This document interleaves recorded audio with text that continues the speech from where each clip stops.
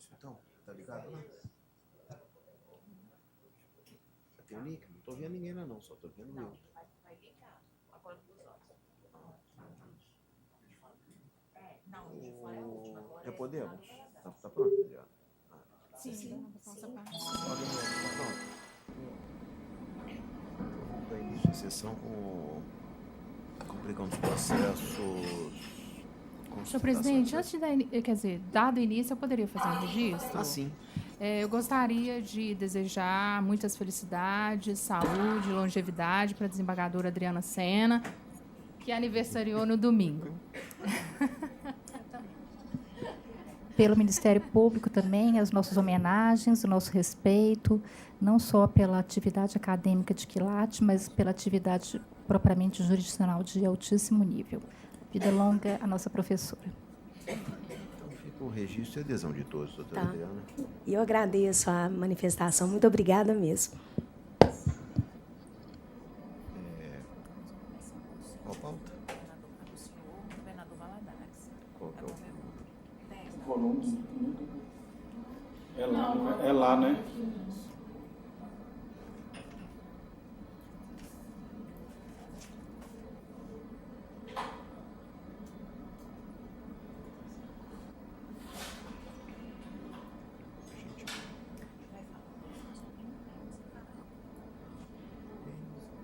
Vamos fazer isso de uma vez, depois a gente anuncia.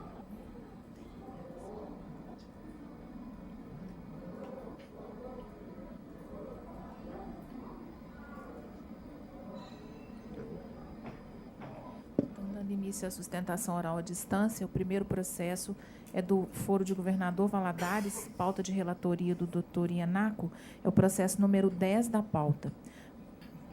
Processo 10.198, dígito 27. Votam no processo doutor Luiz Antônio de Paulo Ianaco, relator, doutora Adriana Goulart Senorsini e doutora Ana Maria Espica Valcante. Inscrito para sustentação, doutor Alexandre Pereira de Souza, doutor Alexandre aqui inscrito pelo recorrido sindicato.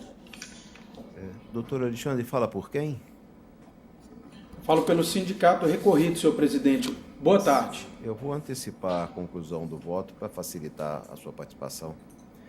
Eu estou conhecendo do recurso no mérito de dano parcial provimento para, nos termos da fundamentação, autorizar a dedução de valores comprovada e efetivamente percebidos sob título idêntico em outras ações judiciais. Definir que a liquidação deverá se dar por artigos na forma prevista na sentença, aplicando-se aos substituídos os mesmos critérios de apuração direcionados aos demais empregados, e declarar a natureza indenizatória das verbas de participação em lucros e resultados, excluindo os reflexos deferidos na sentença. Em resumo, essa é a conclusão do voto. O doutor tem a palavra. Senhor presidente, eu gostaria de saber se há divergência do voto. Doutora Adriana... Não há. Satisfeito então, senhor presidente. Sim, então fica proclamado o resultado. Obrigado. Muito obrigado, senhor presidente. Boa tarde.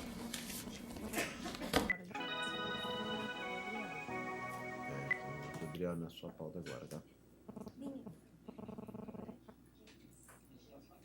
Qual que é? Deixa eu olhar aqui, só um minutinho.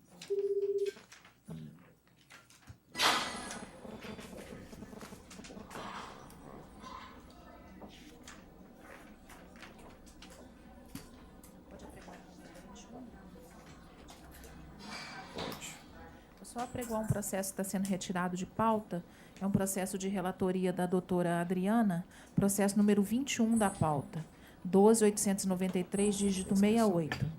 Não tem inscrição, não. Esse processo está sendo retirado de pauta. A sustentação oral é o 10, o primeiro. Não é o 10 dela. O 10 dele. O primeiro está na sua pauta. Então, agora a sustentação oral do Foro de Uberlândia. Esse é Uberlândia? Foro de Uberlândia. O processo número 10 da pauta de relatoria da doutora Adriana. Processo 10.955, dígito 54. Votam no processo doutora Adriana Goulart Senorsini, relatora, doutora Ana Maria Espica Valcante, doutor Marco Antônio Paulonelli de Carvalho. Inscrito para sustentação, doutor Paulo Aníbal Bragante. Doutor Paulo, aqui inscrito pela reclamada GLM Confecções. Doutor Paulo, fala por quem? Eu falo pela reclamada GLN. Pedir à relatora para antecipar a conclusão do voto, para facilitar a sua participação. Doutora Adriana. Pois não. Na verdade, a minha proposta de voto é conhecer do recurso ordinário interposto pela autora, dar-lhe parcial provimento para condenar a reclamada ao pagamento da indenização substitutiva da garantia de emprego correspondente ao interregno entre a data da dispensa até 5 meses após a data do parto, sendo também devidos gratificação natalina, férias acrescidas de 1/3, fundo de garantia com acréscimo de 40% correspondentes ao período estabilitário, direitos previstos em norma coletiva e recebidos durante a vigência do contrato, autorizada a dedução dos valores já pagos sobre esses títulos, o que será apurado em liquidação. Excluída a condenação ao pagamento de honorários advocatícios impostos à autora, arbitrando a condenação em R$ 25.000 com custo de R$ 500 pela ré, que fica intimada ao seu pagamento para fins da súmula 25.3 do TST. E nos termos do artigo 832, parágrafo 3º da CLT, declaro que a natureza jurídica da parcela deferida seguirá o critério estabelecido nos artigos 28 da Lei 8.212 e 214 do Decreto 3.048 e também 6.727 de 2009. Juros, correção monetária, contribuições previdenciárias e imposto de renda na forma da legislação que rege a espécie. Essa é a minha proposta de voto. Doutor, tem a palavra. Boa tarde, excelências. Esse caso é um caso bastante peculiar, onde nós temos que, junto com a inicial, a reclamante trouxe um exame de teste de gravidez datado de 14/8/2017. A demissão da reclamante aconteceu em 7/7/2017. Na data de 6/7/2017 foi a demissão da reclamante. Quando da demissão, a reclamada solicitou à reclamante se era possível ela apresentar um exame e um teste de gravidez. Assim ela o fez. É o documento de folhas 75 dos autos.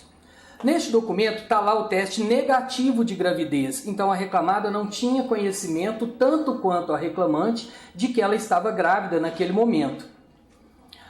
Passados alguns dias, a reclamante percebeu o estado gravídico, não procurou a reclamada, fez outro exame, que é o que está constando da página 23 dos autos, onde diz que em 14/8/2017 que ela estaria grávida naquele período anterior. Então, a reclamada, tomando conhecimento do estado gravídico da reclamante com a reclamação trabalhista, a primeira oportunidade que ela teve, com a contestação e a audiência inicial, foi colocar o emprego à disposição da reclamante, a qual recusou. Ela não aceitou o emprego que foi colocado à disposição dela. Pois bem, quando da audiência de instrução, a reclamante foi clara em dizer que quando da sua saída, da sua demissão, ela não tinha conhecimento do estado gravídico, bem como a reclamada não tinha o conhecimento. Em que pese o entendimento do Tribunal Superior do Trabalho da garantia do emprego ao nascituro, que não é o caso desses autos. Esses autos, a reclamada não teve a oportunidade de tomar conhecimento em momento algum, senão quando da propositura da ação, que a reclamante estava grávida e de imediato colocou o emprego à disposição. Então, excelência, eu peço a vossas excelências, data vênia, que mantenham o voto com relação a não provimento do recurso da reclamante, mantendo a decisão de primeiro grau, por total desconhecimento da reclamada, que tomou todos os cuidados necessários para não demitir uma funcionária que estivesse grávida, e assim o fez. Os exames estão nos autos. Folha 75 é o teste negativo, folha 20, datado de 7/7/2017, um dia após a dispensa, a reclamante levou o atestado lá na reclamada, não sabia que estava grávida, repito, e depois, no dia 14/8, 1 mês e 7 dias depois, ela fez outro teste e entrou com a reclamação trabalhista. Mesmo assim, a reclamada, sabendo do estado gravídico, ainda tentou da melhor forma, colocou o emprego à disposição. A reclamante negou. Então, excelência, eu peço a vossa excelência que, data vênia, não acompanhem o voto da relatora para manter a decisão de primeiro grau. Esse não é um caso igual aos casos que estão precavendo os direitos do nascituro. O desconhecimento, inclusive, pela reclamante da inexistência da gravidez, não pode levar à condenação de uma reclamada a pagar a indenização. Ela não aceitou sequer voltar ao emprego. Então, assim é que eu peço a vossas excelências. Muito obrigado, boa tarde. Doutora Adriana. Ouvi atentamente a sustentação oral. Nós temos questões aqui que são de cunho constitucional, que é impossível que exigir a confirmação. É completamente ilegal exigir qualquer tipo de teste de gravidez, né? Tem lei a respeito disso.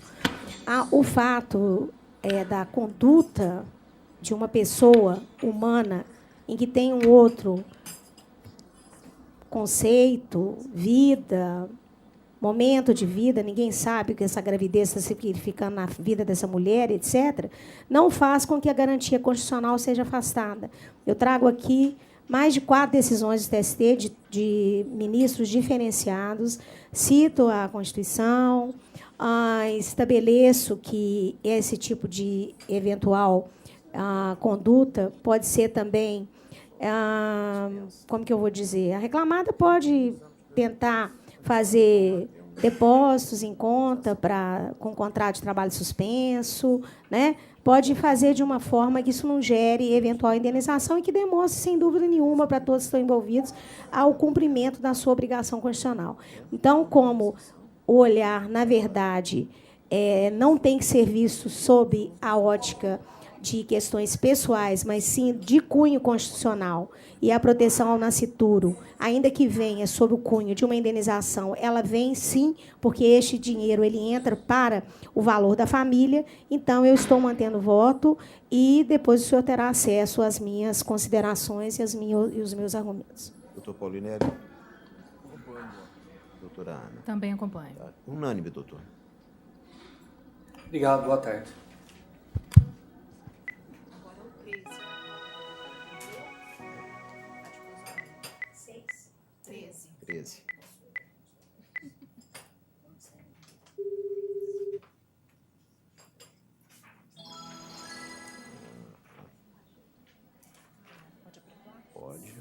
O próximo agora é outra distância do Foro de Pouso Alegre, processo número 13, de pauta de relatoria da doutora Adriana. Processo 11.166, dígito 84. Votam no processo doutora Adriana Goulart Senorsini, relatora, doutora Ana Maria Espi Cavalcante e doutor Marco Antônio Paulinelli de Carvalho. Inscrita para sustentação, doutora Isabela Fernandes. Aqui, doutora Isabela está inscrita pela reclamante Marialva de Andrade Borges. Doutora Adriana, quer antecipar o voto? Claro. Conheço dos recursos ordinários interpostos, rejeita prejudicial de mérito e, no mérito, eu nego provimento ao recurso da reda ou provimento parcial ao recurso da autora para determinar que as horas extras decorrentes da concessão irregular do intervalo entre a jornada sejam apuradas seguindo as disposições da súmula 437 e súmula 27 desse regional. Não, 437 do TST e súmula 27 desse regional. Condenar a réu ao pagamento de um acréscimo salarial pelo acúmulo de função correspondente a 80% da gratificação alusiva à função de agente de conformidade durante o período em que a autora exerceu a função de tesoureira, observando-se o marco prescricional fixado na sentença, com reflexo em 10º salários, férias, mais 1/3, depósito de FGTS, horas extras pagas e deveridas, conforme se apurar em liquidação de sentença. Majora o valor da condenação para R$80 mil, com custas de R$ 1.600 pela reclamada, que fica intimada na forma da súmula 25, 3 do TST. Indica-se, para fins do artigo 332 para a terceira CLT, que as parcelas deferidas todas possuem natureza salarial. Doutora, tem a palavra. Excelência, eu gostaria só de esclarecer que cortou um pouco o áudio, então o deferimento do recurso do reclamante foi só em questão do intervalo intra-jornada e do acúmulo funcional, é isso? É isso, doutora Adriana? Sim, é isso.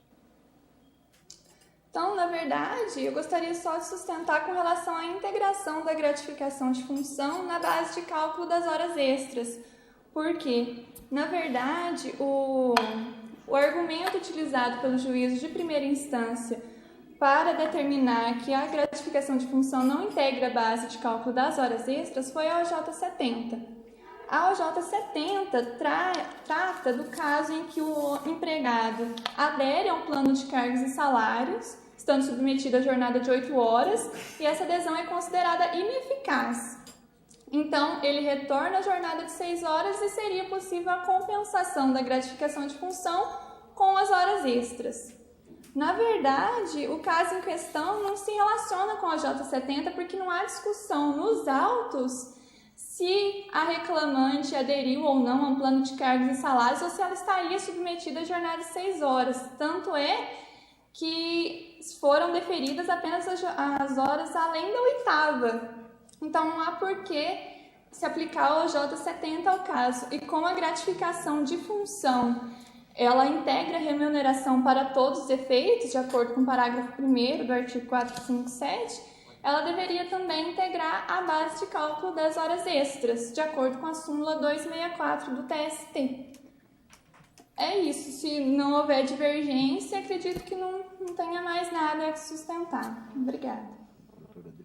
Realmente eu entendi que é aplicável, sim, ao OJ 70 da SDI, porque ela é exatamente da situação peculiar dos empregados da Caixa. E como o TST assim entende, eu entendo que isso tem que ficar no contexto dessa relação, que tem uma previsão específica do TST. Então, eu estou mantendo a decisão nesse ponto, sim. Doutor Paulinelli. Acompanho. Doutora... Também acompanho. Unânime, doutora. Ok, obrigada.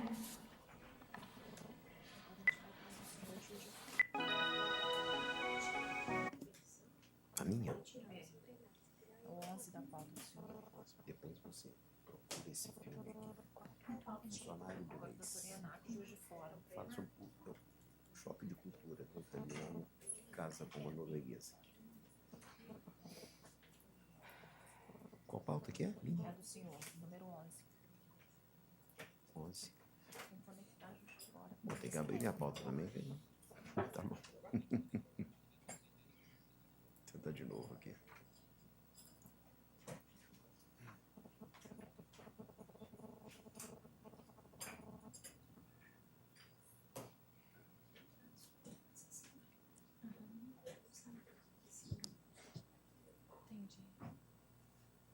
Funcionário brasileiro, não, mas é italiano, chega do perto. O choque é o mesmo. Sim, 11.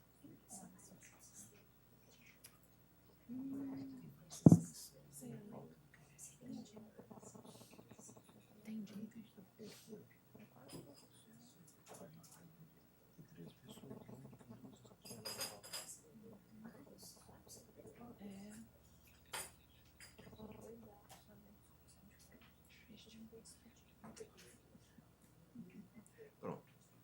Tem que esperar ele conectar, Juiz de Fora, porque estava conectado em outra turma. Aqui na pauta. Resumo. Pode apregoar? Agora a gente passa para a sustentação oral à distância do foro de Juiz de Fora, processo número 11 da pauta de relatoria do doutor Ianaco. Processo 10.201, dígito 35.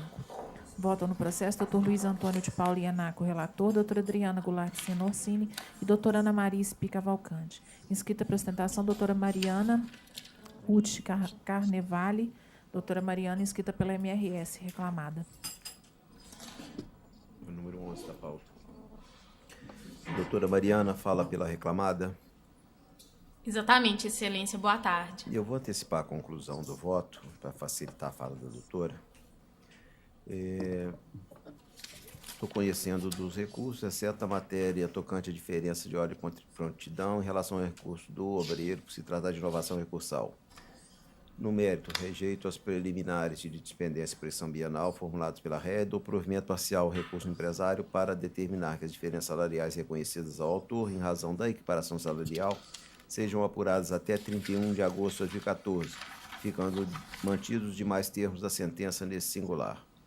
B. Determinar que no cálculo das horas extras seja dotado o divisor 220. C. Absolver a ré do pagamento de multas de indenização em razão de litigância de má-fé ante a interposição de embargos declaratórios em face da sentença recorrida. D. Excluir da condenação o pagamento de honorários advocatícios sucumbenciais. Provejo em parte o apelo do autor para excluir da condenação o pagamento de honorários advocatícios sucumbenciais e enquadrar o autor na categoria B do artigo 237 da CLT. E deferir o pagamento em dobro do domingo laborado no intervalo de 3 semanas sem respectivo gozo, um reflexo sobre férias integrais proporcionais acrescidas de 1/3, 10º salários integrais proporcionais, FGTS e multa de 40%, aviso prévio indenizado, aviso prévio adicional. D. Deferir o pagamento das diferenças apuradas entre o valor das premiações integrais e o valor quitado pela recorrida sob o mesmo título, além do pagamento integral quanto às premiações de 2014, considerada a projeção do aviso prévio indenizado. Fica ressalvado o meu entendimento quanto à litispendência alegada pela ré e fico vencido quanto ao intervalo interjornada, indenização de danos morais, domingos, prêmios, enquadramento da categoria B e limitação da multa. Em resumo, é o voto já adaptado ao entendimento majoritário. Doutora, tem a palavra. Excelentíssimos desembargadores, integrantes dessa mesa julgadora, a quem hoje eu cumprimento na pessoa do doutor desembargador presidente, ilustríssimo representante do Ministério Público, senhores servidores e colegas advogados, uma boa tarde. Hoje eu venho sustentar as razões recursais e de contrarrazões do MRS, requerendo especial atenção de vossas excelências para os seguintes pontos. Inicialmente, quanto ao prejudicial de mérito da prescrição bienal, eu gostaria de destacar brevemente que a presente ação foi ajuizada em 13 de fevereiro de 2017. 2 anos após, mais de 2 anos, né? 2 anos e 1 mês após o fim do contrato de trabalho do reclamante, que se findou em 13 de janeiro de 2015. E nesse sentido, eu destaco que a projeção do aviso prévio notável na CTPS só tem efeitos patrimoniais, de modo que o que não obsta a contagem do prazo prescricional. Em razão disso, a recorrente requer a reforma, né, a mudança da proposta de voto lida pelo ilustre desembargador, com o acolhimento da prejudicial de mérito arguída e a extinção do processo sem resolução de mérito. Quanto ao mérito, a de cautela, notadamente quanto à indenização por danos morais deferida, o juízo sentenciante ele baseou seu entendimento em laudos periciais produzidos antes mesmo da admissão do obreiro aos quadros da ré. E se valeu de provas que não são capazes de relatar as condições de trabalho vivenciadas pelo reclamante no curso do seu contrato de trabalho, principalmente porque essas provas se mostram ultrapassadas e dissonantes da realidade laboral do reclamante. Além disso, eu destaco que a 9ª turma desse egrégio tribunal, em julgados recentes e casos idênticos, tem afastado a condenação, entendendo que a limitação ao uso ao banheiro é uma condição inerente à atividade do maquinista, não importando a violação à sua dignidade. As referidas ações foram proferidas, por exemplo, nos autos 1473, 93, 2013, de relatoria da desembargadora Maria Estela Álvares da Silva Campos, e nos autos 11, 899, 03, de 2016, de relatoria da desembargadora Maria Laura Franco Lima de Faria, ambos de final do ano passado e início de 2018. Além disso, quanto ao enquadramento do reclamante na categoria B, eu gostaria de ressaltar que a respeitável sentença ela deve ser mantida nesse ponto, porque conforme consta da súmula 446 do Colênio do Tribunal Superior do Trabalho, já restou consolidado o entendimento de que a função de maquinista insere-se na denominada categoria C, que é a categoria de equipagem de trens em geral, e que diz respeito aos ocupantes das funções ligadas à viagem, deslocamento de bordo, conforme a exegese do artigo 238, parágrafo 1º e 239 da CLT. Nesse sentido, os acordos coletivos encartados nos autos comprovam que a entidade sindical representativa da categoria profissional do reclamante enquadra os maquinistas e auxiliares na categoria C, o que só vem a demonstrar a impertinência da pretensão do reclamante de enquadramento na categoria B. Isso porque entender de forma contrária violaria o artigo 7º, inciso 26 da Constituição Federal e o artigo 611, parágrafo 1º também da Constituição Federal. Sendo assim, quanto ao enquadramento, a reclamada requer a manutenção da sentença e ratifica as demais razões recursais e de contrarrazões. Bom, no que diz respeito à prescrição, pelo menos o texto da CLT que eu tenho aqui inclui o período do aviso prévio no contrato de trabalho para todos os efeitos legais, não apenas na limitação alegada da tribuna. Não sei se houve alguma mudança que não percebi na legislação. Por enquanto, vou aplicando esse entendimento. Então, mantenho o afastamento da prescrição. Nas demais matérias, são questões que eu fico vencido, então já fiz o voto adaptado, embora eu concorde com as alegações da tribuna, e o voto já está adaptado ao entendimento majoritário. Então, são esses fundamentos, por isso mantenho a conclusão que já adiantei. Doutora Adriana. Sim, estou de acordo com o voto já adaptado. A doutora terá oportunidade de ver, até porque as matérias também se repetem, né? Isso. Doutora Ana. Eu também estou de acordo. Então, por maioria, prevalece o voto adaptado.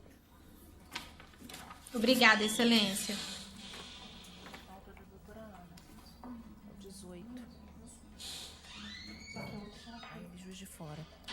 Ainda a sustentação oral à distância, ainda do foro de Juiz de Fora. Agora a gente passa para a pauta de relatoria da doutora Ana Maria, processo número 18 da pauta, 10.880, dígito 63.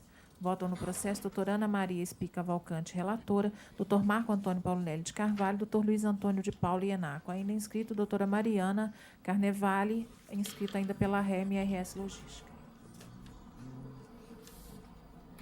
Doutora Ana, quer antecipar a conclusão? Pois não. Conheço os recursos interpostos pelas partes, rejeito as preliminares suscitadas, no mérito, nego o provimento ao apelo patronal e dou parcial provimento ao recurso obreiro para condenar a reclamada ao pagamento como extras das horas superiores à sexta diária e 36ª semanal, não cumulativamente, com reflexos nos repousos, 13º salários, férias mais 1/3, PLR e no FGTS. Autorizadas as deduções dos valores pagos e comprovados sob o mesmo título, conforme se apurar em liquidação.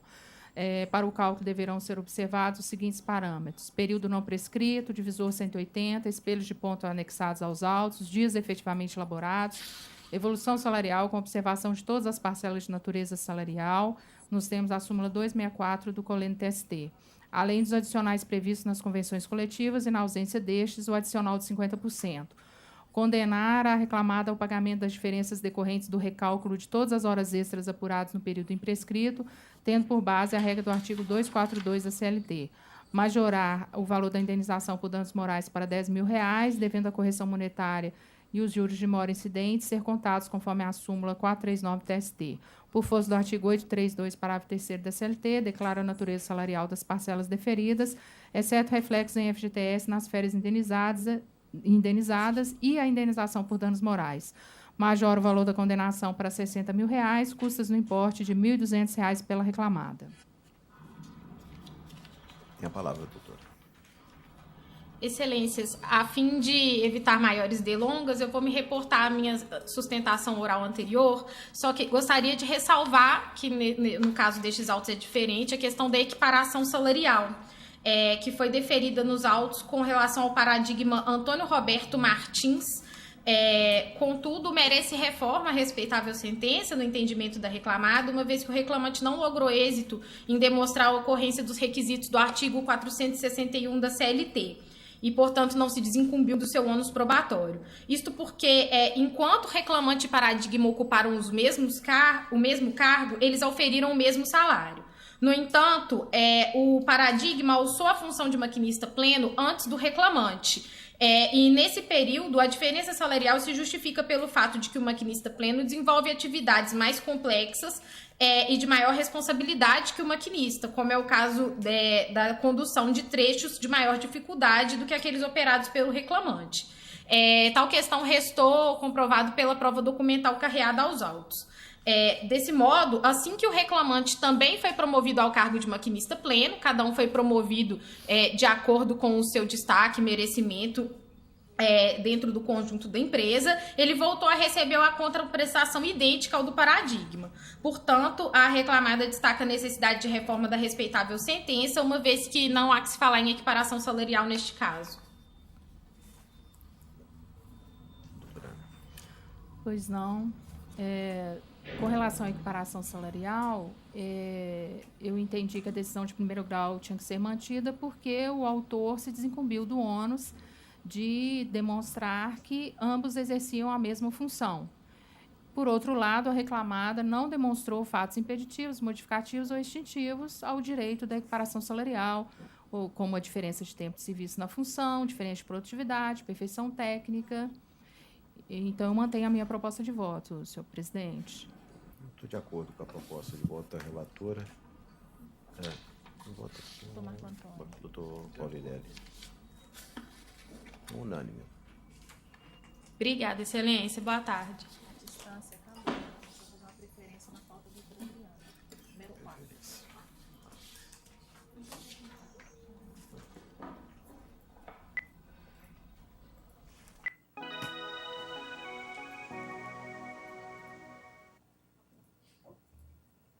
Pode apregoar a preferência? Pode.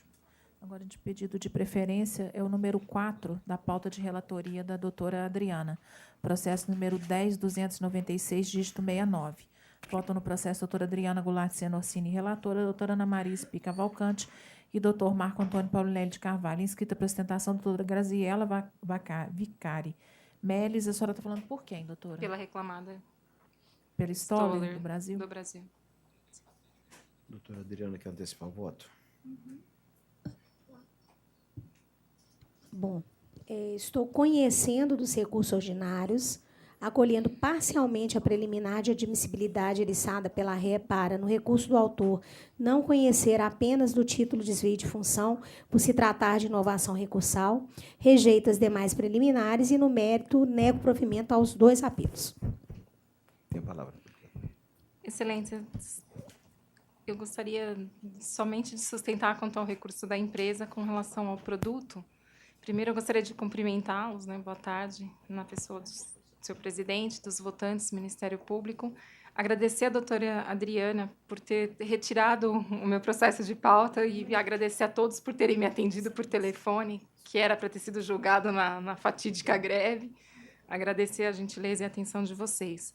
Com relação ao recurso da empresa, eu só gostaria de chamar a atenção ao ponto de que o laudo de insalubridade constatou que o reclamante estaria exposto à insalubridade por contato com um produto denominado Lorsban.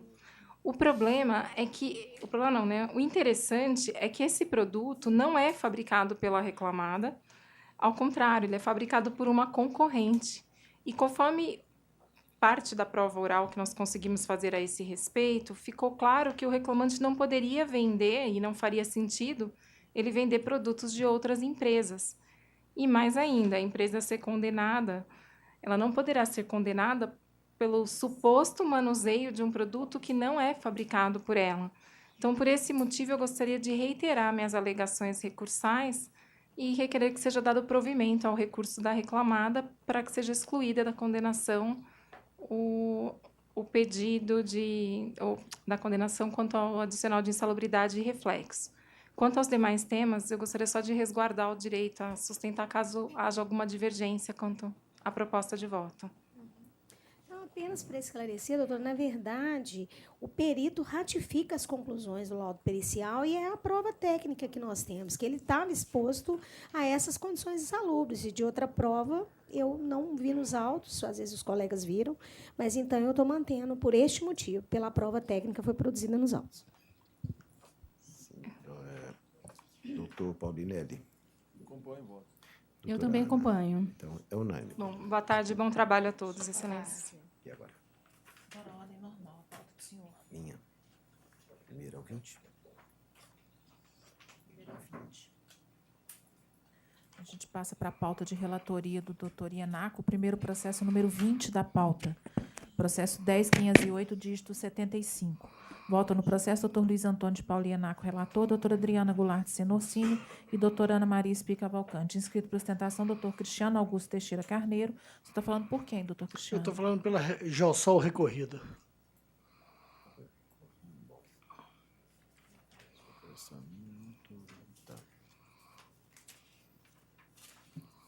voto em um voto adaptado ao entendimento majoritário. Eu, vencido, não conheço do recurso interposto pelo sindicato autor. Isso tem divergência? Na verdade, essa é a divergência vencedora. Porque vocês não estão conhecendo. Não. Eu não vou sustentar em relação a isso. Se superado, vocês me dão o direito a falar sobre... Claro. Porque eu não vou sustentar. Na verdade, o vencido aqui já sou eu, né? Eu já sei que vocês vão votar pelo conhecimento, bom? Não. Na verdade, eles não estão conhecendo. Os votos... Não, mas o senhor não está... Conhecia. Mas Elas não conhecem, não é isso? É. Vocês não conhecem? Não conhecem. Agora, se o senhor insistir muito... Não, eu não vou insistir, não. Não vou não, talvez doutor. Convença, hein? Não vou, não. Surpresa dessa vez. Não. Nos dois próximos... Não, excelência. Já não pode... É um de cada vez. Não conheceram, então? Esse processo não está sendo conhecido. E nem... Eu não estou muito... Pode ter passado uma coisa despercebida, não, né? Não. O próximo é o mesmo tema. O próximo qual que é? Mas não, o próximo do doutor Ianaco não é do senhor, não. Não, porque mas é o mesmo tempo. Qual que é? Eu estou juntando. É porque esses dois processos saíram de pauta. Quem é o relator do outro? Vamos fazer isso.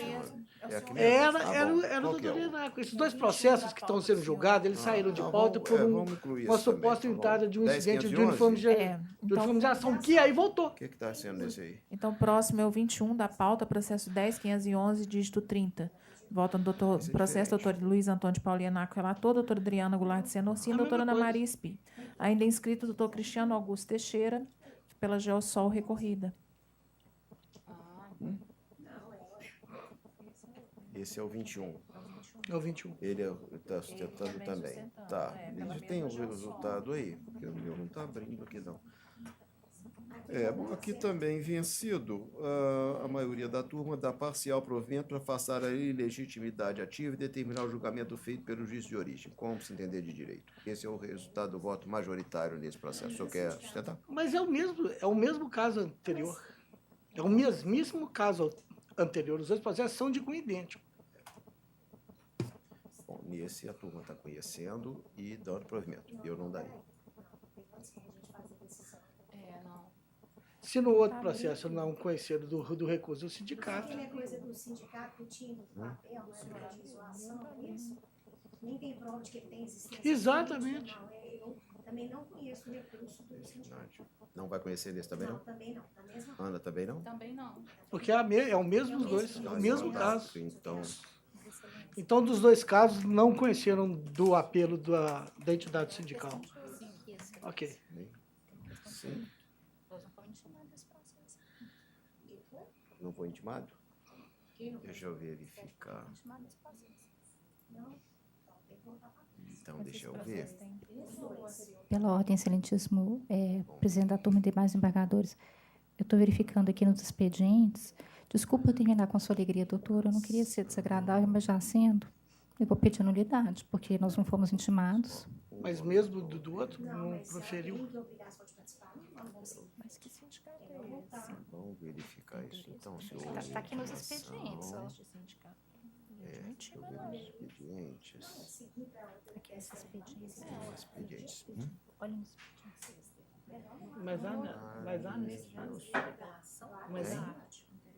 O doutor falou tanto que eu abri o processo inteiro aqui para olhar. O outro também não foi, não, porque está dispensado. Não está, não, porque sindicato é intervenção obrigatória. Sindicato Sindicato é intervenção obrigatória, ainda que seja até para concordar com a gente. Então, vamos fazer o seguinte, excelência, eu vou pedir uma coisa um pouco diferente. Eu quero só vista para aparecer, porque se for o caso de eu ter o mesmo entendimento, não precisa, né? Porque o 129 novo do CPC fala na ausência de prejudicialidade. Então... Então isso está sendo retirado com vista ao Ministério Público. Eu vou falar toda, não tinha nada aqui. Está vendo? Sou tanto falando. Não, é porque... No outro também, entendi. Naquele anterior também. Deixa eu verificar. Então, o seguinte, o 20... Então, também vai ser retirado o 20. Deixa eu ver, ainda não vi. Na próxima sessão eu já entrego com manifestação. Mas aí vai... Só em agosto. Ele vai ser intimado, o senhor vai ser intimado novamente, porque ele vai ser reincluído em pauta. A gente não quer abrir.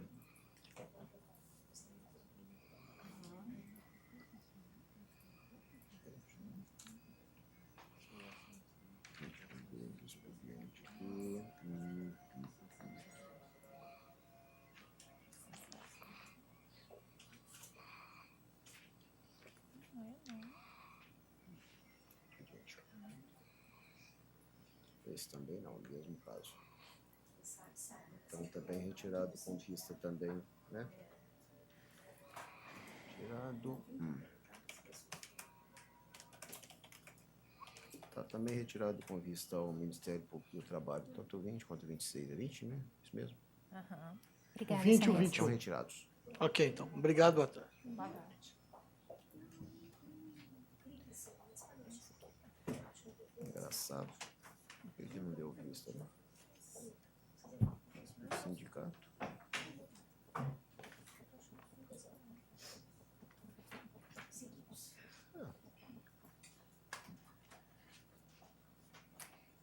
Pode seguir, né?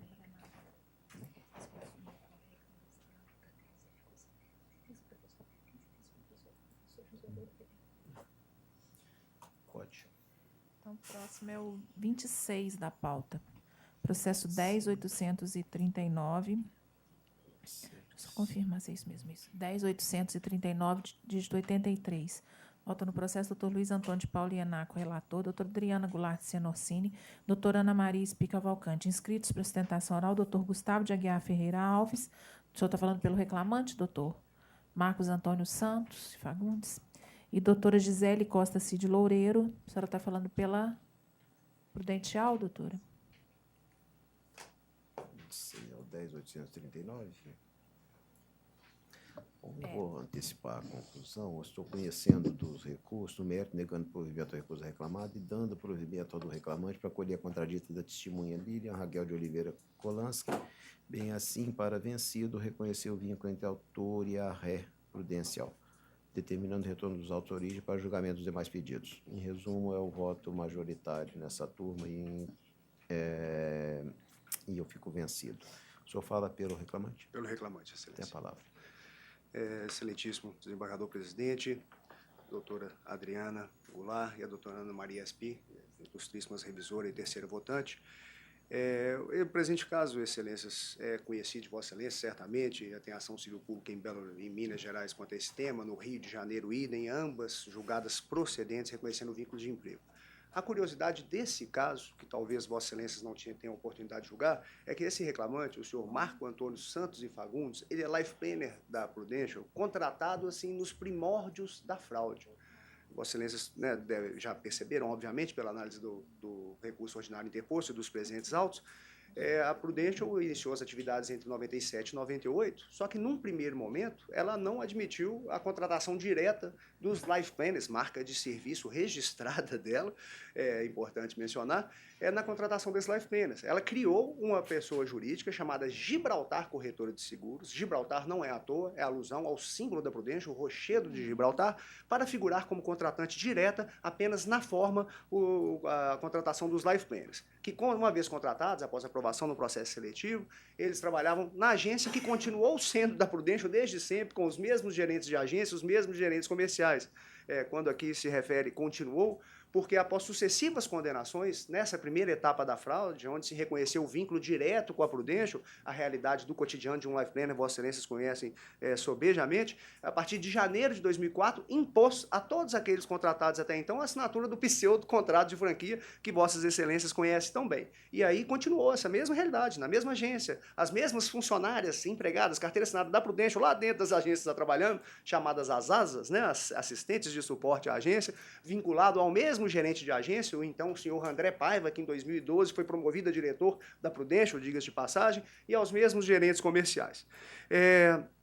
E é mais curioso ainda, esse caso, uma coincidência, melhor dizendo, a doutora juíza de primeira instância aceitou a utilização de prova emprestada por ambas as partes e ouvindo também uma testemunha de cada parte. Uma das provas emprestadas foi de um caso que foi julgado por vossas excelências em fevereiro desse ano, do reclamante Marcos Vinícius Xavier, o processo 11.119-48/2016, 5030014. Vossa Excelência tiver a oportunidade de apreciar, então me perdoe meu equívoco. Então, obviamente, Vossa Excelência já conhece esses primórdios da fraude, que também o Marcos Vinícius Xavier, da mesma agência do reclamante recorrente, vivenciou essa etapa da fraude, essa vinculação do grupo econômico. Então, as provas produzidas foram exatamente as mesmas. E se produziu também, especificamente, tanto pela prova documental, não precisa mais do que prova documental para julgar esse caso, e as testemunhas, pelo menos as do obreiro, confirmaram tudo que os documentos de confecção da própria reclamada já demonstram. Né? Colhe-se do depoimento pessoal do reclamante, antes de mais nada, aquilo que Vossa Excelência detectam em todos os casos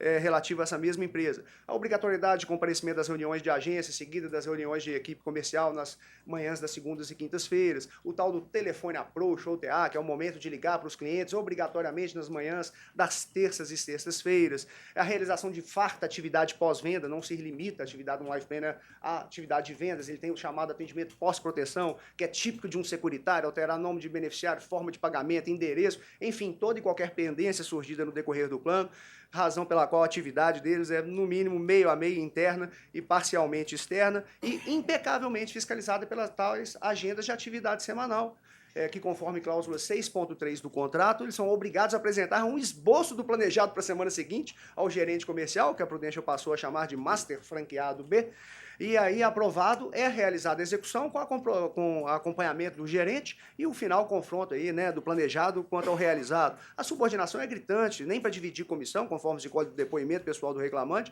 eles podem fazer isso sem prévia autorização do gerente comercial, as reuniões, o comparecimento, conforme o depoimento pessoal do reclamante, e quando eu digo isso, está tudo confirmado também pela prova testemunhal, tanto a emprestada quanto a colhida no presente caso, tudo de cunho obrigatório e fiscalizado pelo gerente comercial, conforme jurisprudência uníssona desse tribunal, não é admissível esse grau de ingerência num suposto contrato de franquia. As próprias cláusulas do contrato de franquia da reclamada demonstram a obrigatoriedade de comparecimento da reunião, o cumprimento de metas, tudo isso comprovado por farta prova documental. Foi juntado aqui, mais uma curiosidade extremamente relevante, como prova emprestada, e-mails diversos dos gerentes de agência para os gerentes comerciais e do diretor da Prudential e vice-presidência da Prudential para esse mesmo gerente de agência e gerentes comerciais, do senhor André Chagas, ao qual o reclamante foi subordinado quando era Life Planner. Outra curiosidade, o Life Planner chegou a ser promovido entre 2007 a 2010 a gerente comercial. O contrato de Master Franqueado B na descrição das atividades comprova a obrigatoriedade de acompanhar a assiduidade do Life Planner, a habitualidade do Life Planner,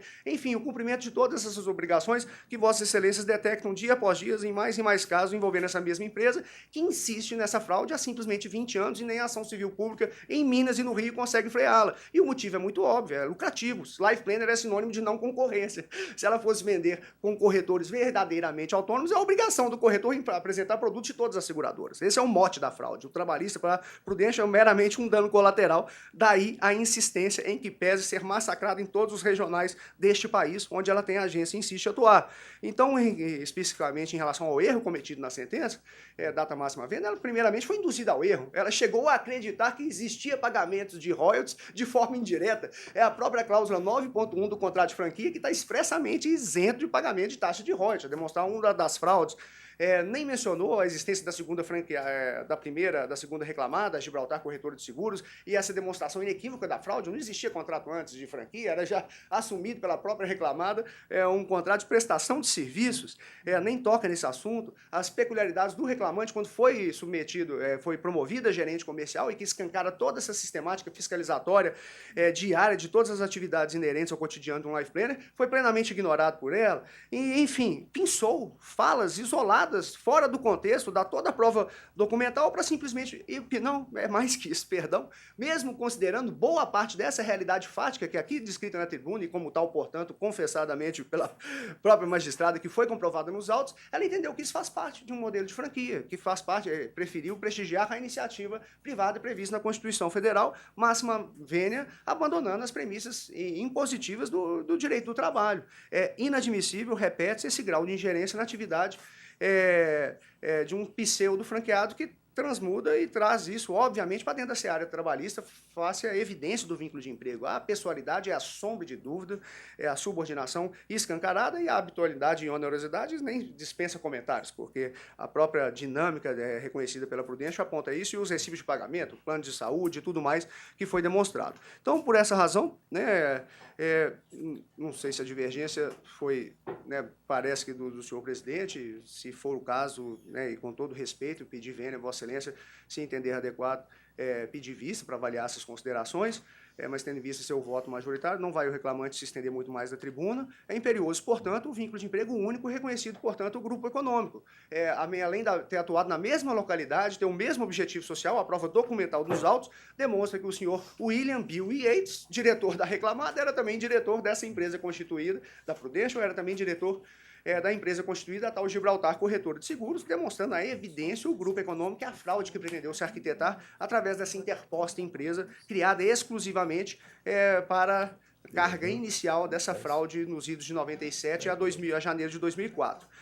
A douta sentenciante avançou na questão da prescrição quinquenal. Doutor, tem um minuto para concluir. Perfeito. A questão da prescrição, data vênia entende que não deveria ter sido apreciada, já que não houve, na primeira instância, o reconhecimento de vínculo. Se Vossas Excelências entenderem de forma diversa, no recurso obreiro foi demonstrado a questão da interrupção da prescrição em razão da ação civil pública e, em qualquer caso, a prescrição trintenária em relação ao recolhimento do FGTS, que eu peço encarecidamente a atenção de Vossas Excelências nesse ponto e agradeço muito a atenção em nome do reclamante a Vossas Excelências. Obrigado. Boa tarde, igreja turma. Pela reclamada, venho aqui pedir que os demais votantes não acompanhem o voto do eminente desembargador relator, mas que decidam no sentido de manter a sentença, no entender da empresa e com o bem demonstrado nos fundamentos da decisão que há de ser mantida, a prova produzida nesses autos, depoimento pessoal do reclamante, indicam no sentido da improcedência da ação. A ausência dos requisitos da relação de emprego é o que ressurge da análise desse depoimento pessoal e da prova oral que foi produzida. O meritíssimo juízo sentenciante ressaltou aí que as empresas se desincumbiram do ônus de demonstrar os termos de suas contestações, e a prova oral colhida também não se mostrou suficiente para a descaracterização desse contrato de franquia que foi estabelecido entre o autor e a reclamada. Esse caso aqui foram transcritos, enfim, nas razões do recurso, assim como consta da sentença, toda essa prova oral produzida, mas pedimos uma atenção especial para o diferencial desse processo em relação a vários outros que já foram julgados a respeito do mesmo tipo de relação mantida, porque, no caso do autor, em relação à reclamada, Prudential, a situação que se contextualizou é totalmente diversa.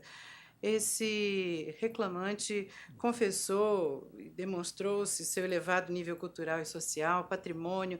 Ele informou que tinha mais de 1.300 clientes, que oferia essas comissões de alto valor, que possuía auxiliares, que contratava pessoas para trabalhar consigo no acompanhamento dessa vultosa carteira de clientes. Além de manter outros negócios no ramo imobiliário, renunciou, inclusive, ao pedido de gratuidade judiciária, o que reforça essa situação de autonomia do reclamante.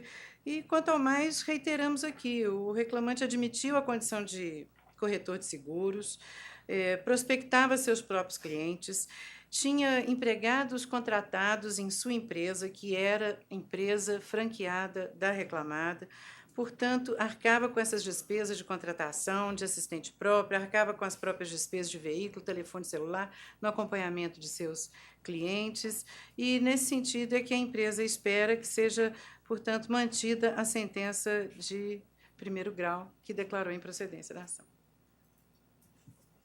Bom, meu voto originalmente era nesse sentido também, mantendo a decisão de primeira instância, mas tive as divergências, daí já fiz adaptado, mas eu também afastaria o vínculo empregatício. Doutora Adriana? Doutora Adriana. Pois não. Na verdade, a divergência, sim, foi minha. Esse caso, realmente, ele é diferente, porque ele começa lá no início. E aí é uma coisa que, realmente, eu fico pensando quando se cita da tribuna 2 ações civis públicas, uma questão de um direito de concorrência. Eu conversava com o professor João Bosco Leopoldino ontem, quando ele foi entregar o memorial de um outro caso, ele falando que está se voltando a estudar o direito de concorrência. E eu fico pensando, porque uma ação civil pública diz que não pode fazer, outra ação civil pública diz que não pode fazer, sentenças diz que não podem fazer. É uma alteração que vai se seguindo no tempo, e quando você pega a questão histórica, que a gente não pode jamais fingir que ele é um recorte somente por uma questão de prazo prescricional, e eu vou abordar a questão da tribuna do doutor. Então, assim, eu realmente não entendo. A sensação que eu tenho é que, se vem de outro país, não aceita a legislação daquele país, se quer mudar na marra a legislação. Não é apenas a Prudência, a gente tem o McDonald's, a gente tem outras empresas multinacionais que assim fazem, contrato por hora. Agora tem a questão da intermitência, com a reforma, nós vamos ter que discutir de outra forma. Mas esse caso da relação de emprego é crucial para o direito do trabalho. E aí, lógico, fica a questão do direito de concorrência, que eu pus até aqui nas minhas anotações. Será que é um ofício ao Ministério Público Estadual, para que isso seja analisado também do ponto de vista do direito consumidor e com as outras empresas, direito concorrencial? Fica aqui somente uma questão, o voto não é meu, eu apenas fiz a divergência. Em relação à prescrição, eu acho, talvez, que realmente ou a gente deixa para o juiz de primeiro grau analisar a prescrição como um todo, porque tem a questão do fundo de garantia, ou, senão, a gente já estabeleceria que, em relação ao FGTS, aí eu não sei como é que o presidente e a colega que vota entendem em relação à questão da prescrição, mas talvez fosse devolver a questão da análise da prescrição, já que tem a questão da relação de emprego, que até ele pode achar que não aplica a trintenária, né, e poderia ser objeto de recurso. Então, eu fico aqui pensando que talvez realmente não seja, se Vossa Excelência quiser manter a prescrição sendo analisada, eu vou fazer a divergência, então, para deixar a prescrição também ser devolvida em primeiro grau, para que seja analisado o contexto de todas as temáticas que pertinem esse caso complexo, como nós estamos vendo. Senhor presidente, eu tenho uma sugestão a fazer. Geralmente, quando a gente vai sentenciar e tem uma questão de prescrição vinculada a um reconhecimento de vínculo, a gente aprecia primeiro o vínculo para depois apreciar a prescrição. Poderia ser feito dessa forma, uma vez reconhecido, fica prejudicado. Não, ela foi apreciada antes. Foi apreciada antes. A prescrição que foi apreciada foi a prescrição total, só. Sim. E essa a quinquenal, não as reclamadas, sustentam, vou dizer, no tópico que trata de prescrição, no meu voto, eu só tratei da prescrição total, justamente por isso, porque a prescrição parcial então vai ser analisada senão era só inverter e falar que foi prejudicado. Isso. Né? Do direito de ação. Não retiro. Sim. Só foi tratado da Bienal. Doutor, isso aqui mas aí não foi o voto. Nós estamos falando do voto, não estamos falando da sentença. A sentença foi anulada e vai ser proferida uma outra, apreciando novamente a questão da prescrição quinquenal, já sob a ótica do contrato de trabalho. Até porque foi a doutora que levantou a questão da prescrição total. Então tá. Certo? Sim. Pela ordem, acho gravíssimo. Isso não se trata de ação civil pública apenas disso, se trata do acórdão do TST, da ação vinda aqui da terceira região, imputando a multa de R$500 mil, justamente por fraudes sucessivas ao contrato de trabalho, pelo que, com todas as vênias, doutora, eu vou oficiar o CAD. Eu tenho pensado muito nisso. Às vezes, outras soluções, para além das justiças específicas, possam dar mais efetividade. Obviamente, vou tentar executar, né, através de um colega de primeira instância, este acórdão, porque está com AI, né, executar provisoriamente. Nesse acórdão, teve uma condenação da mais alta corte trabalhista deste país, com os nossos brilhantes ministros e a nossa tríade mineira, em R$500 mil por violação, e no acórdão de São Paulo, se não me engano, foram R$300 mil. Eu vou oficiar ao colega de primeira instância para fazer isso, mas eu vou oficiar o CAD. Eu entendo que isso é concorrência desleal, sim. E também entendo, data máxima vendo, que isso é crime de desobediência. Infelizmente, nos falece competência criminal, mas eu vou oficiar o colega nesse sentido também.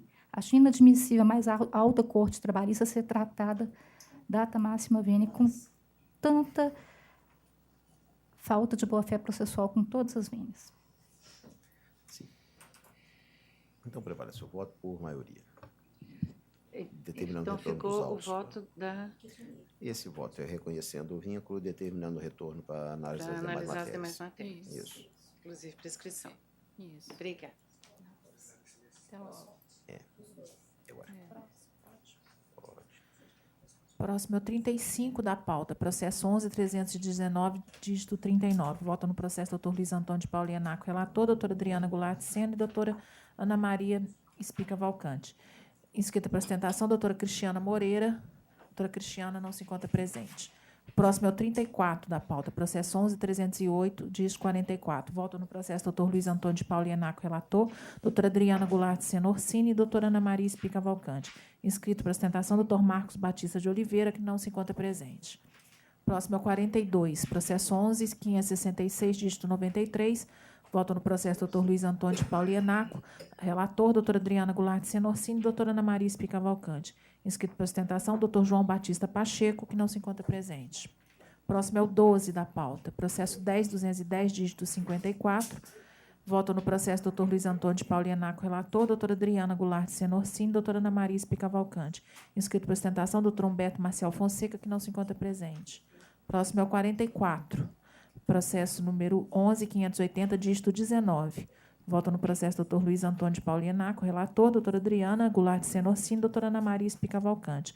Inscrita para sustentação, doutora Raquel de Souza Silva, que não se encontra presente. Próximo é o número 6 da pauta, processo 10.127, dígito 47.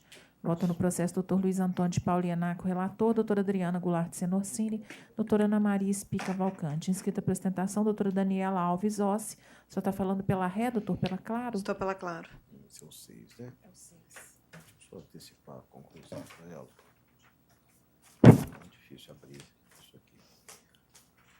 Vou antecipar, doutora, o voto majoritário, já adaptado às divergências apresentadas. Ok. A turma conhece dos recursos interpostos, no mérito por maioria, nega provimento ao apelo empresário e dá parcial provimento ao recurso da reclamante para excluir da sentença sua condenação ao pagamento de honorários advocatícios comerciais, mantido o valor da condenação. Em resumo, é o voto majoritário. Ok, excelência. Boa tarde a todos. Então, eu vou me ater ao apelo empresário, ratificando, né, as razões do RO e destacando tão somente a questão da prova, que deve prevalecer a prova documental em detrimento da prova oral, em razão da fragilidade do depoimento da testemunha do reclamante, especialmente quanto às diferenças de comissões, porque não se constata na documentação que foi apresentada qualquer dedução a título de estorno de comissão. Além do mais, a verba variável que era paga pela empresa sempre esteve condicionada ao preenchimento dos requisitos que já eram pré-definidos pela empresa. E quanto às horas extras, já que o próprio autor ele confirma em seu depoimento pessoal a validade, veracidade dos cartões de ponto. Pois ele afirma que ele lançava corretamente os dias que foram trabalhados. E quanto ao intervalo intra-jornada, nota-se que o depoimento da testemunha é muito forçado, especialmente porque, ao dizer que não era possível o cumprimento do intervalo, porque o superior ele cobrava o batimento de metas, enfim, e eles eram comissionados. Então, excelência, o que se espera que seja modificado é excluída a condenação da empresa nesses tópicos. Esses tópicos são justamente aqueles em que eu fiquei vencido, em que eu daria provimento, mas a turma decidiu por manter a decisão. Então, estou mantendo a conclusão do voto, vencido nesses tópicos. Uhum. Doutora Adriana, doutora Ana. Sim, exatamente. Sim, a doutora vai poder apreciar com mais propriedade as razões do voto. Uhum. Quando da publicação. Né? Tá bom, obrigada. Bom trabalho. A senhora ficou vencida na equiparação, né, doutora Adriana? A equiparação salarial, a senhora está vencida. Sim. Né? Próximo é o 45 da pauta. Processo 11.891, dígito 66. Volta no processo doutor Luiz Antônio de Paula Ianaco, relator, doutora Adriana Goulart Senorcini, doutora Ana Maria Espí Cavalcante. Inscrita para ostentação, doutora Maria Fernanda Moraes. Doutora Maria Fernanda não se encontra presente. A pauta do senhor acabou. Acabou a minha, né? Agora a doutora Adriana. Nossa, foi a já.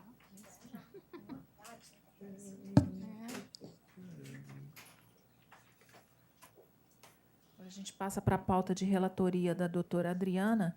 O primeiro processo é o número 16 da pauta. Processo 11.811, dígito 28. Volta no processo doutora Adriana Goulart Senorcini, relatora, doutora Ana Maria Espí Cavalcante, doutor Marco Antônio Paulinelli de Carvalho. Inscrito para ostentação, doutor Juliano Copelo da Souza. Você está falando por quem, doutor Juliano? Pela reclamada.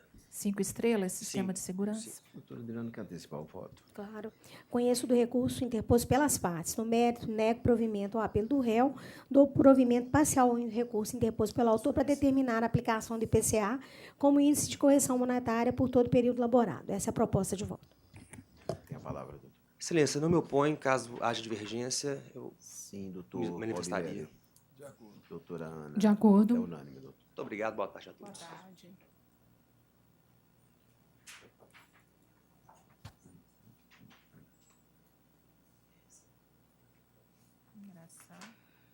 Agora é o 6? O próximo é o número... É porque eu tenho um tanto aqui. O próximo é o número 6 da pauta. Processo 10.521, dígito 92. Voto no processo doutora Adriana Goulart Senorcini, relatora, doutora Ana Maria Espí Cavalcante, doutor Marco Antônio Paulinelli de Carvalho. Inscrita para ostentação, doutora Maria de Fátima Rabelo Giacomo. Ela está falando por quem, doutora? Pelo reclamado. Doutora Adriana, quer antecipar? Eu já vou antecipar, da mesma forma que Vossa Excelência tem feito, eu vou adaptar o voto vencedor, que, no caso, é conhecer do recurso, entretanto, na verdade, entender. Ele concordou com você, né? Que houve acidente de trabalho, mas não há culpa. No trabalho e sem culpa. E a única alteração que teve na sentença de origem foi em relação à multa do 477. Negou provimento também. Então, pronto. A ambos. Negar provimento a ambos, eu ficando vencida. Sim, vou passar a redação, porque o tema central, eu já até combinei ontem com a Ana, isso, o tema central do voto eu conduziria completamente diferente, mas como eles já fizeram a coisa, então... Doutora... Peço apenas que conste a minha presença. Sim. Por gentileza. Fica registrado, então. Adriana, e depois eu vou mandar, porque eu vou aumentar a fundamentação que eu apresentei. Viu, Adriana? Né? Eu vou aumentar a fundamentação, que eu fui mais objetivo. Tá? Até por isso, porque consta, às vezes, uma coisa picada. A conclusão é essa, nega provimento aos dois. Isso, nega provimento aos dois, vencida quanto aos danos morais. E esse alguma coisa? Quanto aos danos morais. Não, agora, doutor. Só vencida quanto aos danos morais, porque, na verdade, eu reconheci a culpa. Né? Sim. A responsabilidade objetiva, aliás. Sim.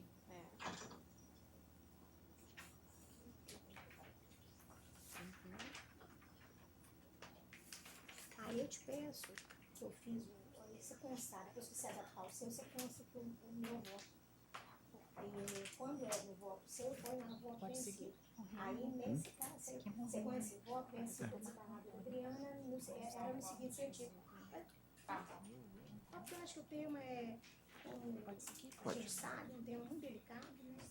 Então, agora a gente passa para a pauta de relatoria do doutor Marco Antônio. Primeiro processo é o número 18 da pauta. Processo 10.725, dígito 08. Voto no processo doutor Marco Antônio Paulinelli de Carvalho, relator, doutor Luiz Antônio de Paula Ianaco, doutora Adriana Goulart Senorcini. Inscrita para ostentação, doutora Débora Gontijo Públio. Doutora Débora não se encontra presente. Próximo é o 21 da pauta, processo 10.954, dígito 94. Voto no processo doutor Marco Antônio Paulinelli de Carvalho, relator, doutor Luiz Antônio de Paula Ianaco, doutora Adriana Goulart Senorcini. Inscrito para ostentação, doutor Carlos Alberto Chiapa. Você está falando por quem, doutor Carlos? Pela recorrida ideal assistência funerária.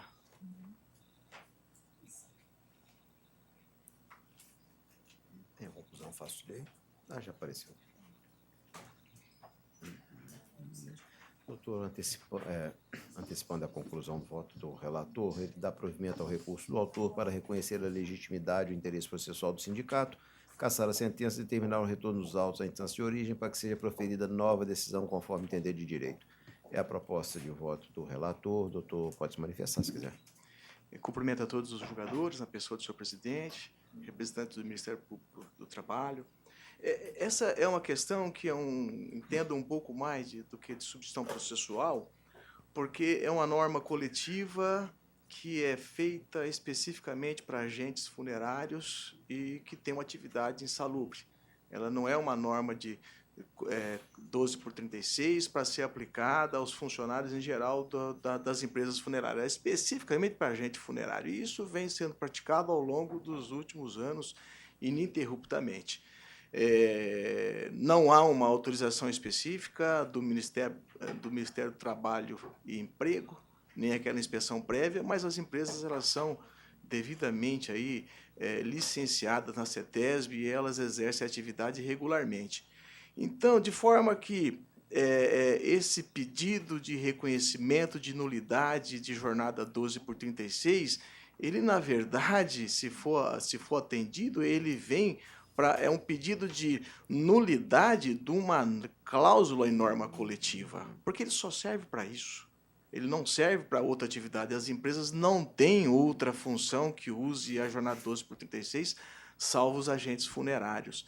Então, eu entendo aqui que a legitimidade para propor uma ação seria do Ministério Público do Trabalho e não do sindicato, porque o sindicato ele está se utilizando de um subterfúgio como se ele tivesse uma legitimidade processual como substituto processual para, na verdade, atingir uma norma que ela vai se tornar inócua. Então, no primeiro pano de fundo é esse, ou seja, isso aqui seria um caso, na verdade, porque como a finalidade dessa norma é permitir o trabalho dos agentes funerários que trabalham em regime 12/36, se reconhecida essa nulidade, essa norma ela não tem mais razão de ser. Ela nem deveria mais constar numa norma coletiva.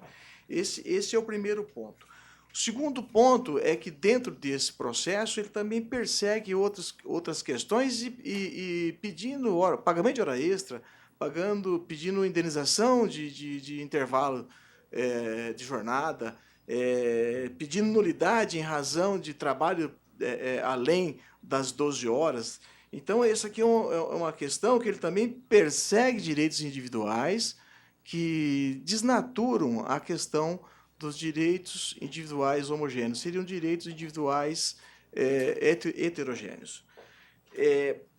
Outra questão também é que uma eventual decisão nesse processo ela não vai prolongar os seus efeitos para o futuro. Por quê?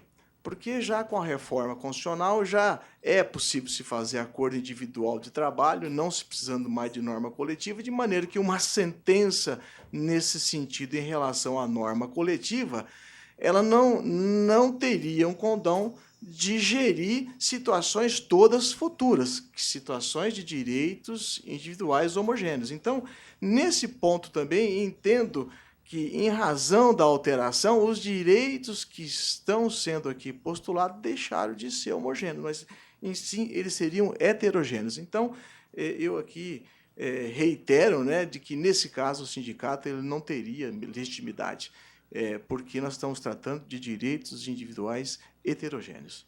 Muito obrigado. Doutor Paulinelli. Eu estou entendendo que o sindicato está agindo em nome próprio na defesa de integrantes da categoria que ele representa. E são direitos individuais homogêneos em face à própria pretensão sindical, que é genérica, deixando a questão da apuração de direito de cada trabalhador para uma futura execução individual ou coletiva. É o fato comum, que é o descumprimento da legislação, os direitos são divisíveis e titularizados por pessoas determinadas que estão sob a mesma situação fática. Então, eu estou entendendo aí que são realmente direitos homogêneos, individuais homogêneos, a serem defendidos e reconhecendo a legitimidade do sindicato. Inclusive, essa demanda não tem nem pretensão inibitória, apenas ressarcitória. Então, eu entendo que está normal, é direito individual homogêneo, sim. Estou mantendo a proposta. Tá certo, eu estou acompanhando o voto do relator, doutora Adriana. Da mesma forma, na realidade, doutor, o senhor fez uma ampla sustentação do mérito, mas o que nós estamos dizendo só é que julga, porque eu entendo que o artigo 8º, ele é do jeito que o Supremo entende, é todos os interesses da categoria. Interesses não são somente direitos. Então, quer dizer, é bem ampla mesmo. Agora, em relação ao tema em si, inclusive, assim, eu tive pesquisando, que eu tive que fazer prova para os meus alunos da UFMG, a tese das características singulares de categoria, ela vem sendo reconhecida pelo TST. Vem sendo, sim. O senhor pode procurar decisões que o senhor vai achar muitas. Nem precisa, às vezes, nem de negociação coletiva. O senhor vai achar para suas teses de mérito. Mas nós estamos aqui apenas determinando o retorno dos autos para que a juíza não extinga sem julgamento do mérito. É só isso. Ok, boa tarde, obrigado. Obrigado. Seguinte. Excelência. Excelência, só uma questão de ordem, excelentíssimo presidente da turma, excelentíssimos embargadores. Já que vai descer, eu já gostaria de requerer a intimação do MP lá embaixo, para não acontecer aquele problema de novo. Porque, como é uma ação civil coletiva, claramente é uma ação civil coletiva, claramente. Na verdade, não é uma ação coletiva, não. É uma ação plurima de substituição processual. Mas a lei também fala, a 8.078 de 90 fala, para evitar nulidade. Então, assim, meu requerimento aí, Vossas Excelências resolvem. A requerimento, a intimação do Ministério Público na primeira instância.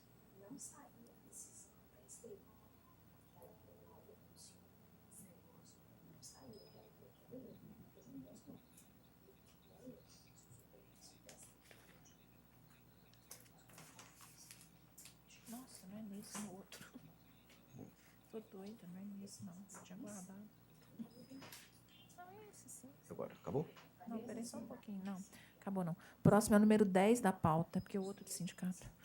Processo número 10.268, dígito 21.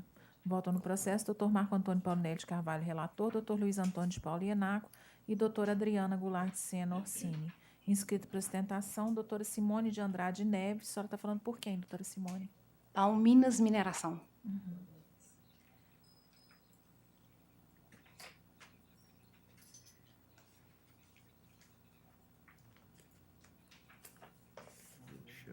Então, o voto relator revela o provimento do recurso para rejeitar o pedido inicial, invertidos os ônus da sucumbência. A doutora quer se manifestar? Excelência, eu vou reservar o direito de manifestar se tiver dissidência. Sim, eu estou de acordo. Tá? Na verdade, o só porque como isso Sim. vai ser julgado, é uma só ressalva de fundamento. Sim. Eu não estou indo contra o voto. Então prevaleceu o voto do relator. Sim. Certo, Paulinelli?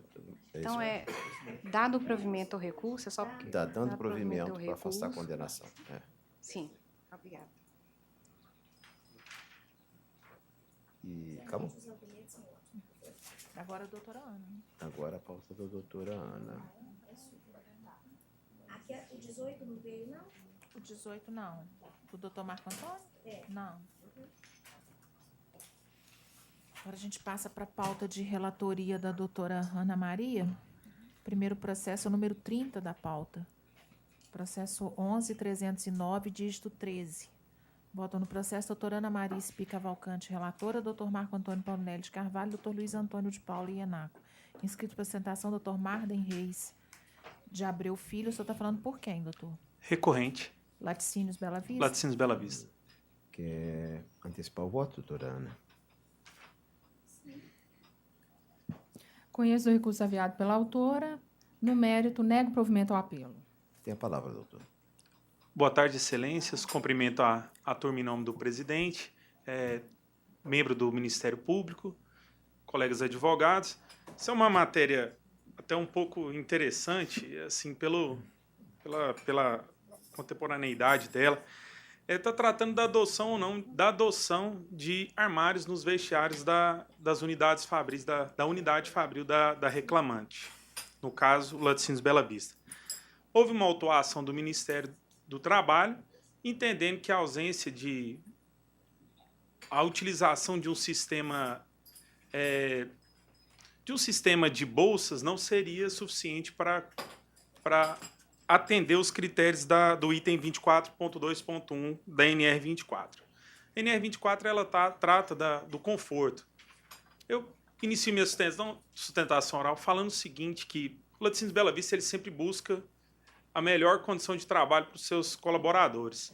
E esse sistema de bolsa ele foi sempre muito debatido com os trabalhadores e assim, sempre foi muito bem aceito. Confesso que foi a primeira vez que nós nos deparamos com uma autuação relacionada a isso. Com relação a esses sistemas de bolsa, chama a atenção que a testemunha e também o próprio auditor do trabalho ele pôde fotografar essas bolsas. São bolsas individuais, com repartições, são bolsas que ficam guardadas em local seguro, são bolsas que são periodicamente higienizadas e substituídas, e também não há qualquer impedimento para que o trabalhador tenha acesso a essas bolsas durante a jornada de trabalho. Essas bolsas foram adotadas no intuito de aumentar a segurança dos pertences dos trabalhadores enquanto no exercício das suas atividades na fábrica. Nós levamos uma testemunha, a testemunha também pôde narrar todas essas situações. Acredito eu que esse sistema ele corresponde com a intenção da norma regulamentadora, que é trazer segurança e individualidade na guarda dos bens. Então, por isso, Excelência, eu peço a anulação do auto de infração para que esse, que é um sistema que vem sendo adotado e que está sendo muito bem aceito pelos colaboradores, seja mantido e continue sendo utilizado na fábrica. Eu agradeço, Excelência. Obrigado. Palavra, doutora Ana. Pois não.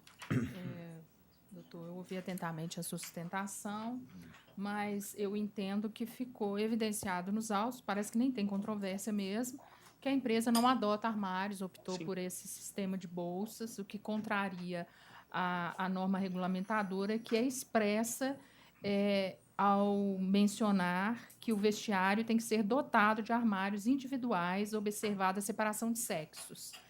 E eu entendi que essas bolsas fornecidas para a guarda dos pertences pessoais, elas ficam acondicionadas, primeiro, fora do vestiário, elas ficam na lavanderia, sob a responsabilidade das pessoas que trabalham nesse setor, e elas precisam ser acionadas quando há necessidade de acessar algum objeto na bolsa e tal, o que, no meu entendimento, contraria sobremaneira o pleno acesso dos trabalhadores aos seus itens pessoais, sem obstáculo ou intermediação, como salientado pelo julgador de origem. Então, considerando que realmente é evidenciado que a autora não observa as determinações do item 24.2.1 da NR 24, eu entendo que foi válido o auto de infração, não havendo que se falar em sua nulidade. Mantenho incólume a sentença proferida, então. Essa é a minha proposta de voto, senhor presidente. Eu sou de acordo com a proposta. Quem vota para o doutor Paulinelli? De acordo também. De acordo, Paulo. Então, Excelência, agradeço. Cumprimento a todos. Obrigado. Obrigada, senhor.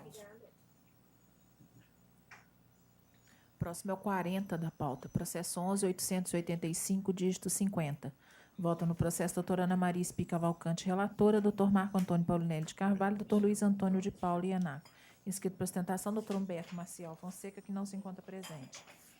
Próximo é o 23 da pauta. Processo 11.113, dígito 98. Vota no processo doutora Ana Maria Espi Cavalcante, relatora, doutor Marco Antônio Paulinelli de Carvalho, doutor Luiz Antônio de Paula Ianaco. Inscrito para ostentação, doutor Janes Caroline Gonçalves. Doutora Janes Caroline Gonçalves. Está falando por quem, doutora? Pelo reclamante recorrente. Mauro Adriano da Silva. Isso. Doutora Ana, gostaria de antecipar a conclusão do voto? Pois não. Conheço dos apelos interpostos pelos litigantes. No mérito, dou parcial provimento ao apelo do reclamante para condenar a reclamada ao pagamento de diferenças salariais decorrentes da redução do salário base, limitado ao período de 19/7/2010 a 7/1/2014, cujo valor originário corresponde a R$ 171,00 em janeiro de 2003, coincidência dos reajustes estabelecidos em normas coletivas e reflexos em aviso prévio, indenizado, férias acrescidas de 1/3, 13º salários, gratificação, brigada de incêndio, horas extras in itinere, adicional noturno, PPR e FGTS mais multa de 40%. Condenar a reclamada ao pagamento das respectivas diferenças de adicional de periculosidade decorrentes das diferenças salariais acima deferidas, igualmente limitadas ao período de 19/7/2010 a 7/1/2014, com incidência dos reflexos já delimitados. Condenar a reclamada ao pagamento de 15 minutos extras por dia efetivamente elaborado, com reflexos em repousos, aviso prévio, férias mais 1/3, 13º salários, gratificação brigada de incêndio e de todos em fundo de garantia mais 40%. Condenar a reclamada ao pagamento de uma multa por cada instrumento coletivo violado no valor equivalente a 0,7% do salário normativo da categoria, que reverterá a parte prejudicada nos exatos termos das CCTs. Declaro para os fins do artigo 832, parágrafo 3º da CLT, que as parcelas ora deferidas têm natureza salarial, exceto reflexos em fundo de garantia mais 1/3. Eleva o valor da condenação para R$10.000, com custas pela ré no importe de R$200. Eu só fiquei com uma dúvida aqui. Faltou falar do recurso... negou. Só que nego. Eu acho que é negou da nego provimento ao recurso da ré. Exatamente. Doutor, tem a palavra. Essa é a proposta. Excelentíssimos desembargadores desta egrégia turma, na pessoa de quem cumprimento o presidente, a membra do Ministério Público, serventuários da Justiça e demais colegas, uma boa tarde a todos. Eu vou me ater apenas ao tópico da prorrogação da hora noturna, porque, embora o juízo de primeiro grau tenha entendido que não há a prorrogação, no controle de jornada referente ao ano de 2011, nós verificamos que o reclamante trabalhou em média de 10h30 da noite até as 8 horas do dia seguinte. Portanto, diante disso, nós entendemos que é devido o adicional noturno em razão da prorrogação da hora noturna. A gente pode verificar isso através dos documentos que foram juntados aos autos de ID 63E9EB9, das páginas 709 a 714 do PDF. É possível verificar nesses cartões de pontos que houve esse trabalho neste período compreendido. Portanto, eu peço o deferimento da prorrogação da hora noturna. Muito obrigada. Doutora Ana. Eu achei que ia ter sustentação por 2 advogados, não, né? Não. Tá. Não, com relação à prorrogação da jornada noturna, doutora, realmente, eu menciono no voto que ficou demonstrado que ele trabalhou em horário noturno, sim. Só que também existe o pagamento de adicional noturno nos olerites e não foi apontada nenhuma diferença, ainda que por amostragem, pelo autor a título de adicional noturno. Então, por isso, por outros fundamentos, eu também neguei provimento ao apelo nesse sentido. Tá ok, doutora? Muito obrigada, de toda forma. Doutor Boa tarde a Paulino, todos. De acordo. Eu fico convencido. Por maioria, então, doutor. Desculpa, boa tarde a todos agora. Que isso. Próximo é o 21 da pauta. Processo 11.014, dígito 21. Vota no processo doutora Ana Maria Espí Cavalcante, relatora, doutor Marco Antônio Paulinelli de Carvalho, doutor Luiz Antônio de Paula Ianaco. Inscrito para sustentação, doutor Hugo Leonardo Teixeira. O senhor está falando pelo Banco Mercantil, doutor? Pelo Banco Mercantil. Doutora Ana. Conheço do recurso ordinário deposto pelo autor, no mérito, nego provimento ao apelo. Excelentíssimo desembargador presidente, demais pares aqui presentes. No momento, eu gostaria de desejar minhas felicitações à doutora Adriana pelo aniversário. Eu gostaria de aderir aos votos, mas havia outros advogados aqui. Eu aguardei que alguém se manifestasse e acabou que ninguém se manifestou em nome dos advogados, mas fica agora registrados os meus cumprimentos. Sempre é tempo, né? Se o doutor, como é que chama, Edinho, estivesse aqui... Ele era o primeiro. Eu acho que eu já sou o mais velho da turma aqui, então eu deveria ter passado na frente. Eu agradeço. Bom, mas eu aguardo um voto divergente, Excelência. O doutor Paulino está de acordo com... Eu também estou. Não tem não, é unânime. Acabou? Pode seguir? Mais um? Pode. Próximo é o 41 da pauta. Processo 11.933, dígito 78. Votam no processo doutora Ana Maria Espí Cavalcante, relatora, doutor Marco Antônio Paulinelli de Carvalho e doutor Luiz Antônio de Paula Ianaco. Inscrita para apresentação, doutora Viviane Souza França. A senhora está falando por quem, doutora Viviane? Pelo reclamante. Fernando Alves de Abreu. Isso. Doutora Ana, quer antecipar? Sim. Só um minutinho, por favor. Vai ser a primeira? Não, vai ser a segunda, né? Uhum.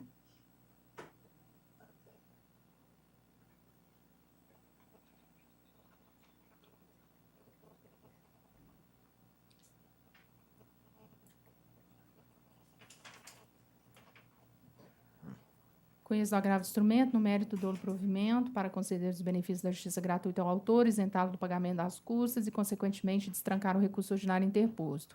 Conheço o recurso ordinário, no mérito do parcial provimento, apenas para declarar que o prazo prescricional para pleitear as diferenças salariais será de 5 anos, a contar da data do enquadramento do empregado, 1/1/2012, prejudicada a análise das demais matérias recursais. Doutora, tem a palavra.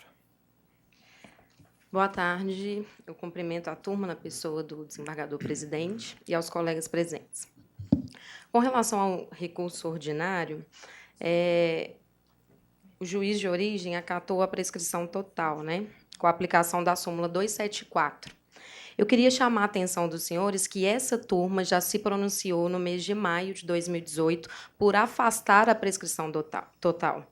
Nesses casos, é um caso idêntico da empresa, é inclusão em plano de cargos e salários, onde foi desobservado pela empresa o tratamento do reclamante em relação ao nível, critério de promoção. Ele foi incluído no nível 1, quando deveria ter sido incluído no nível 3.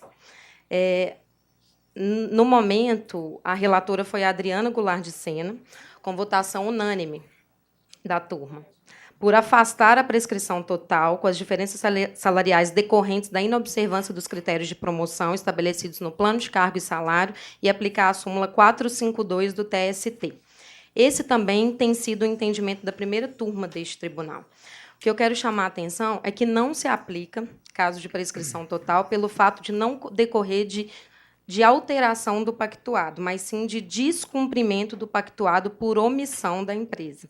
Ao caso, deve ser aplicado a súmula 452 do TST, que trata de pedido de pagamento de diferenças salariais decorrentes de inobservância dos critérios de promoção estabelecidos em plano de cargos e salários. Eu deixo claro que o reclamante ele foi corretamente incluído no cargo e na função. O erro ocorreu na apuração do nível dele, que se renova ano a ano, causando lesões sucessivas ao reclamante. Deveria ter sido incluído no nível 3, quando foi incluído no nível 1. É um artigo específico, um anexo específico do plano. O nível é o marco inicial para as progressões ou promoções seguintes, aplicando-se a antiguidade. Então, claro, critério de promoção. Nesse sentido, corroboram vários julgados do TST, por afastar a prescrição total e reconhecer que a lesão, nesse caso, ela é sucessiva, ela se renova mês a mês. Inclusive, na inicial, tem pedidos de pagamento de diferenças salariais com base nas progressões ocorridas no ano de 2014, que não observou o critério de promoção, e no ano de 2016, que continua a aplicar o critério de promoção errado. Outra coisa que eu chamo a atenção é quanto à data de aprovação do plano. O plano ele foi aprovado no dia 7 de dezembro de 2012.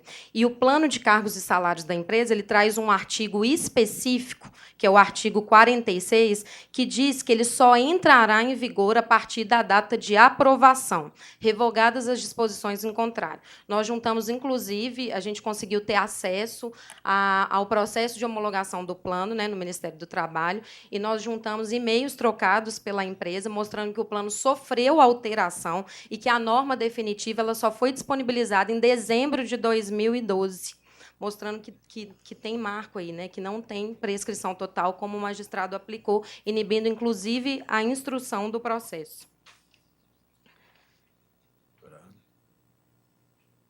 Depois da aprovação, foi que o plano foi disponibilizado ao reclamante e ele teve a possibilidade de verificar que o seu direito estava sendo lesado porque o critério de promoção estava sendo aplicado de maneira equivocada pela empresa, como vocês já decidiram no caso anterior, que foi julgado no dia 25 de maio de 2018. É a mesma reclamada, centrais de abastecimento, é o mesmo plano de cargos e salários. Na ocasião, vocês pugnaram pelo retorno do processo à origem, por afastar a prescrição total e reconhecer apenas a prescrição quinquenal, concedendo ao magistrado o julgamento do mérito. Ok, muito obrigada. Doutora, eu vi atentamente. No momento em que eu li o resultado, eu só esqueci de mencionar que eu gostaria de ficar vencida, porque geralmente a primeira opção é o que eu entendo. Aí eu gostaria de constar. Então, em acréscimo ao que eu li, vai constar que eu fico vencida, porque eu daria provimento para declarar a prescrição parcial em relação às pretensões anteriores a 5/10/2012, determinando o retorno dos autos à origem, primeira vara do trabalho de contagem, para se evitar indesejável supressão de instância, ficando prejudicada a apreciação dos demais temas. Mas eu fiquei vencida, doutora. Então, o que prevaleceu foi esse entendimento da prescrição total mesmo. Tá ok? Ok. A senhora vai ver as razões de decidir? Tá ok? Tá. Sim, doutor Paulinelli está de acordo. Eu vou pedir vista. Vai pedir vista? Vai tá pedir retirado. vista. Muito obrigada. Porque Retirado não, pela tão vista. pouco tempo, né? Essa turma já julgou. Então está retirado, então, com a vista do doutor. Tá ok, Paulinelli. tá ok. Votou. Pode Doutor ser que tenha Paulinelli, votado votou. mesmo, é. Tá, muito obrigada. Boa tarde. Boa tarde, doutora. Aqui a gente se ajuda nessa história. Isso.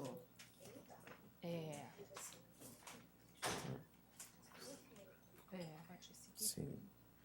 Tem só um pedido de leitura da conclusão do voto no processo de relatoria do Dr. Marco Antônio, processo número 20 da pauta, 10.899, dígito 31. Tá, Paulinelli. 10.899. Bom, o relator dá provimento parcial ao recurso para condenar a reclamada ao pagamento das horas extras, assim consideradas a 7ª e 8ª elaboradas, e ainda os 15 minutos diários pela aplicação do artigo 384 da CLT, permanecendo os reflexos e demais critérios de apuração conforme decidido na origem, exceto em relação ao divisor, que passa a ser de 180. Né? O valor da condenação fica majorado para R$180 mil, custa pela réia no importe de 3.600, que fica intimada nos moldes da súmula 25.3 do TST. Esse é o voto do relator, eu fico vencido. Quem vota com a gente? A doutora Adriana. A doutora Adriana está de acordo? Qual que é esse número Não, mesmo? eu fico vencido. Acho que quem fica vencido só do Sou Tenaco, eu. número 20. É o 20 A da senhora não pauta lançou do divergência, não. Paulinelli. Peraí. Não, se eu não constei, eu votei tudo. Então, desculpa. Isso. É que eu estava respondendo. É eu que fico vencido. Então tá certo, então, por maioria. Parece que apareceu. Sim. Eu acompanhei o doutor Marco. Vai explicar. Acabou. Pronto, e agora? Agora só as pendências. Na física não tem divergência nenhuma, né?